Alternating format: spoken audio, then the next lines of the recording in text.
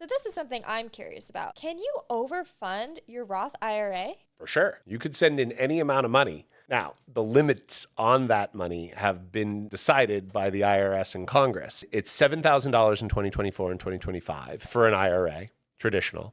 It's $7,000 for a Roth. And for a SEP IRA, the lesser of $56,000 or 25% of your earned wages. So we have a client that did his own calculations and mistakenly computed his W-2 income plus his K-1 income from his S corporation and used both of those numbers to fund his SEP IRA. And he overfunded it by $12,000 or $15,000. The lesson was really painful because there's 2 or 3 ways to unwind an overfunding. One of the ways, a very basic way, is you call up the Edward Jones or whatever your investment house is and say, hey, I know I was only supposed to fund $12,500, but I funded $30,000 and I need to take back out $17,500. You pay a 10% penalty for early withdrawal of that $17,500. You pay income tax on it in the year that you withdrew that money, and you say nothing and keep going. The second option is you overfunded by twice as much in the first year. Well, you go to the second year, and on your taxes, you report the second amount that you actually funded in the first year and just leave it alone. The third way to do it is to file a very specific form. Contact the IRA department for retirement accounts at the IRS.